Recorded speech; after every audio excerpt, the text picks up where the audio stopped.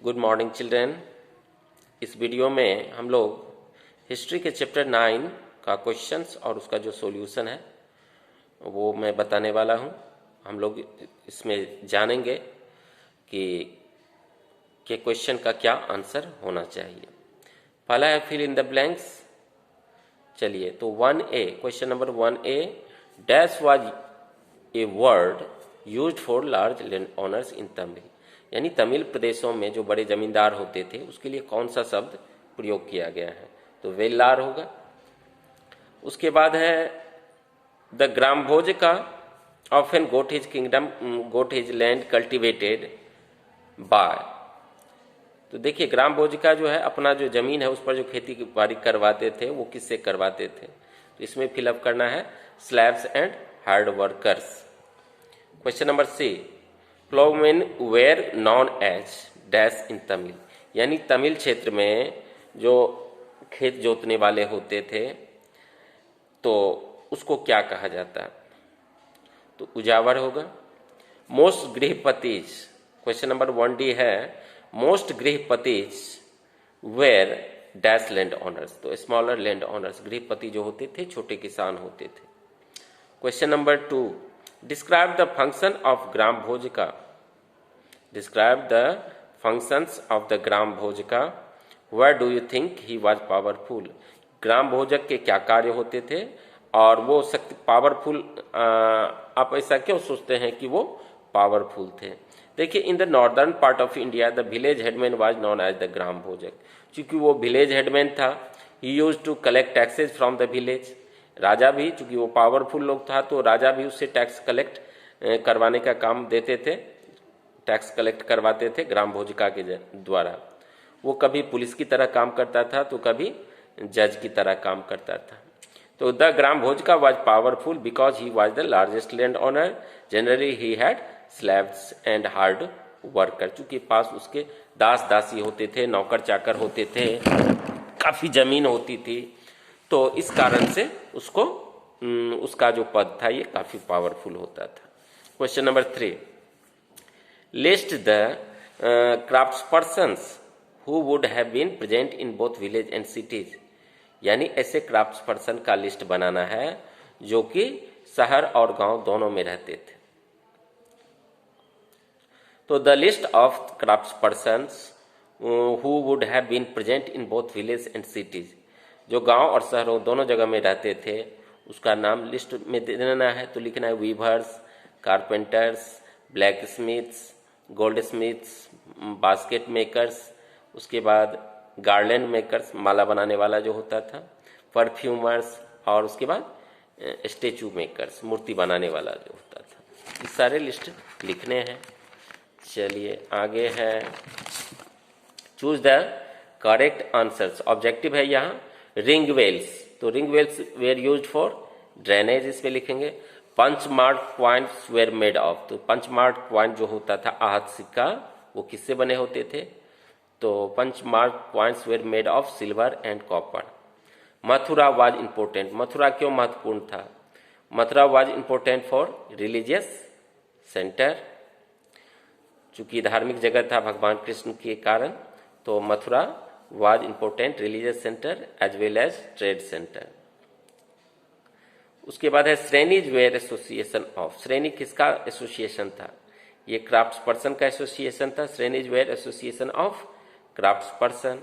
Question 5, which of the iron tools shown on page 87 of the NCERT textbook would have been important for agriculture, what would the other tools have been used for।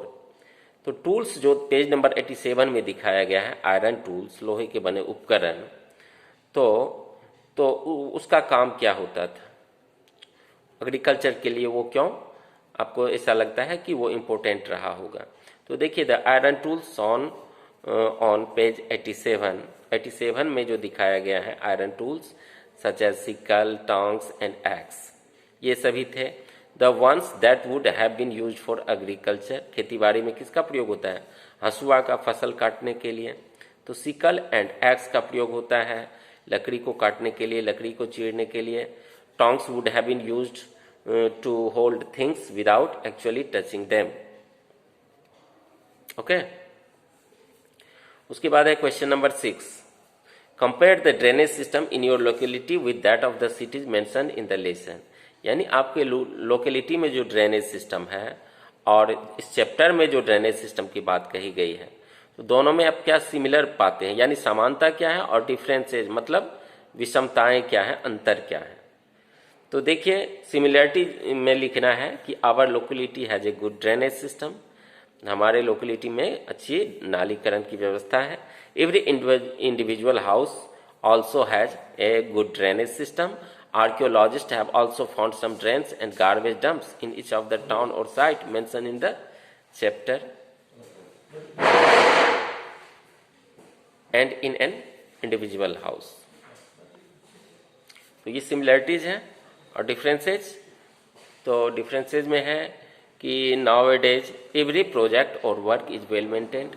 आजकल क्या होता है, जितना भी project होता है या काम होता है वो वेल मेंटेन्ड होता है and made up of good raw materials. उसको अच्छे कच्चे माल से तैयार किए जाते हैं, रॉ मटेरियल से.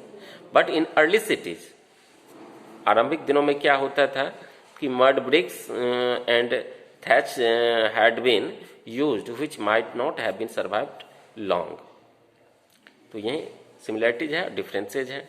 उसके बाद है question number 7. If you have seen craft person at work described in A short paragraph what they do, जैसे such as how do these get the raw materials, what kind of equipment do they use, how do they work, what happens to the finished products. तो देखिए different craft person work in village and cities. For example blacksmith, goldsmiths, carpenters, potters, weavers etc. अब देखिए the craft person get the raw materials from different part of the cities. उसको भिन्न भिन्न शहरों से, city से raw material मंगवाते थे. He works in A part of the house. वो घरों में भी काम करते थे with the help of the family members. और उसके कामों में परिवार के जो सदस्य होते थे वो भी मदद करते थे. He works with simple tools like looms, spindles and needles. सुई से काम होता है, सिलाई का, स्पिंडल्स कपड़े धागा बुनने में काम आता है. The finished product is sent either to the cities for selling or the merchants come to the house of the craft person to buy goods.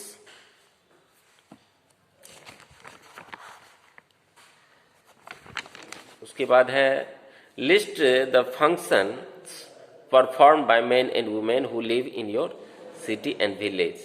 आपके शहर और गांव में जो लोग रहते हैं वो क्या काम करते हैं. in what ways are these similar to those performed by people who lived in Mathura, in what ways are they different.